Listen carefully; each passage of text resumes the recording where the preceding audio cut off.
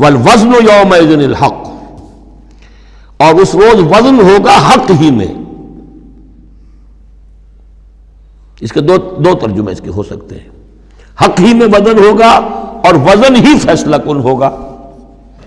یعنی یہ کہ اللہ کی کوئی ترازو ایسی ہوگی، ایک تو ترازو دو پارٹوں والی ہوتی ہے، ایک ترازو آپ کو معلوم ہے کہ وہ سپرنگ بیلنس جو ہوتا ہے، جس شے میں وزن ہو اسی سے تو سپرنگ جو ہے نیچے جائے گا نا۔ باطل کاموں میں وزن ہی نہیں ہے، ریاکاری کی نیکیوں میں کوئی وزن ہی نہیں ہے، وہ سرے سے خالی ہے، وہ پادر ہوا ہے، ان کی کوئی حیثیت ہی نہیں۔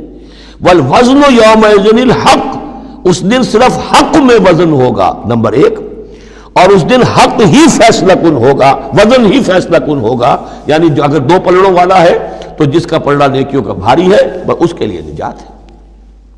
فمن ثقلت موازینہ، تو جن کے پلڑے بھاری ہوں گے، فاولئک هم المفلحون، تو وہ ہوں گے فلاح پانے والے۔ ومن خفت موازینہ، اور جس کا پلڑا جو ہے، جن کے وہ موازین جو ہیں وہ ہلکے ہوئے، فاولئک الذین خسروا انفسهم بما كانوا بآیاتنا یظلمون، تو یہ وہ لوگ ہوں گے جنہوں نے اپنے آپ کو ہلاک کر لیا بسبب اس کے کہ وہ ہماری آیات پر ظلم کرتے رہے۔